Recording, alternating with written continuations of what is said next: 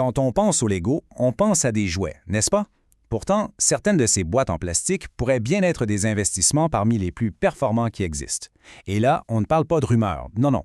On parle d'études universitaires bien sérieuses qui ont mis en lumière des rendements assez incroyables, transformant ce qui était une simple passion de collectionneur en une véritable stratégie financière. 11 %. Voilà. Juste un chiffre, mais c'est lui qui a mis le feu aux poudres.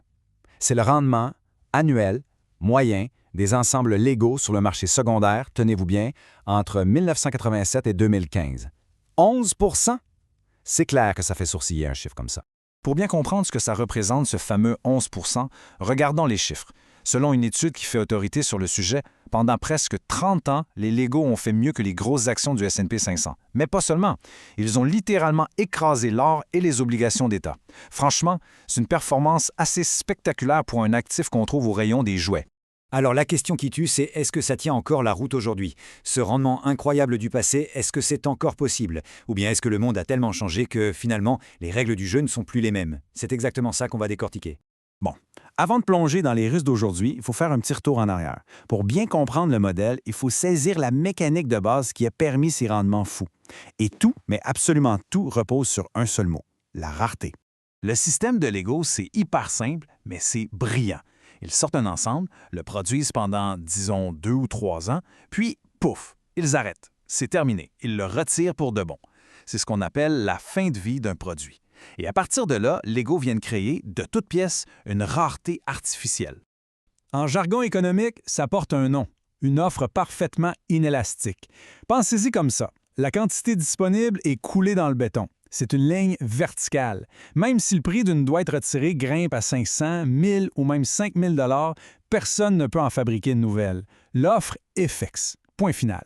Et la conséquence de ça, elle est énorme. Si l'offre est fixe, ça veut dire que 100% des mouvements de prix viennent d'un seul endroit, la demande. Le prix monte ou baisse uniquement selon l'envie et le portefeuille des acheteurs. Ça rend ce marché hypersensible, un vrai baromètre de l'humeur des consommateurs. Et c'est là qu'on arrive au cœur du problème aujourd'hui. Ce beau modèle, si simple et si efficace, il se prend de plein fouet, non pas un, mais bien 3 chocs économiques majeurs.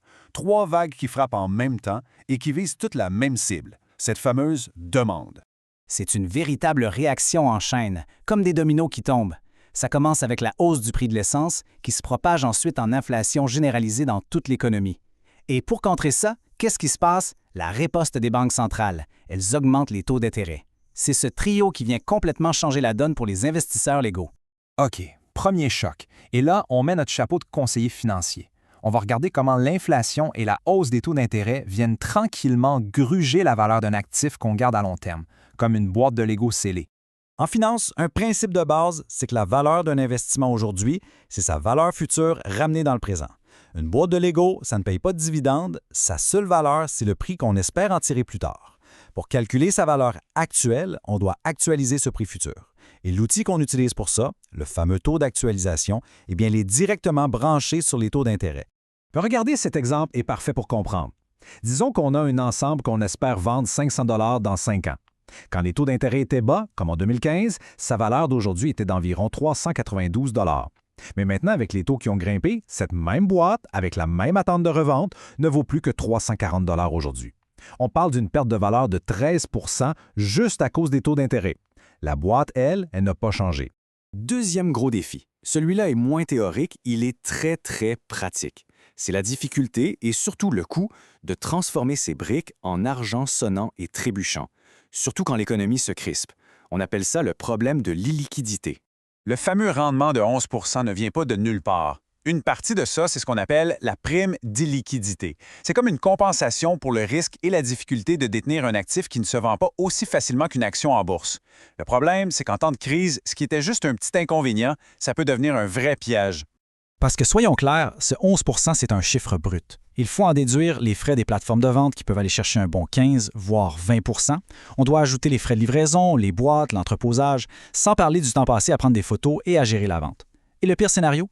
Si on a besoin de liquidité rapidement et qu'on est forcé de vendre, on risque de devoir brader sa collection bien en dessous de sa valeur réelle. Et on arrive au troisième risque. Celui-là, il est peut-être le plus insidieux. C'est la question qui hante ce marché. Et si toute cette belle montée des prix n'était pas juste l'œuvre de collectionneurs passionnés, mais aussi d'une vague de spéculateurs qui a gonflé la bulle? Cette citation d'une étude, elle est assez directe. Elle compare ce genre de marché à un floating crab game, un jeu de dés flottant. En gros, c'est un jeu de hasard où la valeur d'un objet n'a rien à voir avec des fondamentaux. Sa valeur, c'est simplement le prix que la prochaine personne est prête à payer pour l'avoir. C'est tout. C'est le grand paradoxe du spéculateur. Le modèle de valeur des Legos repose sur la rareté, on l'a vu. Mais si des milliers de gens achètent des boîtes non pas pour jouer, mais juste pour les stocker et les revendre plus cher, ils créent une offre future massive qui dort dans des garde-robes.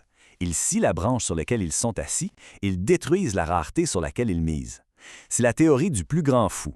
Chacun espère vendre son stock à quelqu'un d'autre avant que tout le monde ne se précipite vers la sortie en même temps. Bon, après avoir vu tout ça, qu'est-ce qu'on retient? Si on met notre casquette de conseiller financier, comment est-ce qu'on aborde cet actif aujourd'hui avec ce nouveau portrait? Quel est le verdict? Le mot d'ordre, c'est la prudence. D'abord, on n'y met pas toutes ses économies. On parle d'une petite partie d'un portefeuille, 5 peut-être 10 gros maximum. Ensuite, on mise sur des valeurs sûres, des thèmes avec une demande qui ne meurt jamais, comme Star Wars par exemple. Aussi, il faut voir ça sur le long terme. On parle de 5-7 ans ou plus pour laisser passer les tempêtes économiques. Et surtout, le plus important, toujours calculer sa rentabilité nette après tous les frais. Et ne jamais oublier la règle d'or, les performances passées ne sont jamais une garantie pour l'avenir. Alors, au final, les Legos, c'est quoi? Un trésor de collectionneur, un actif tangible porté par une communauté de vrais passionnés, ou bien une bulle spéculative, un produit de l'ère de l'argent facile qui est peut-être sur le point d'éclater? La vérité, comme souvent, se trouve sans doute quelque part entre ces deux extrêmes.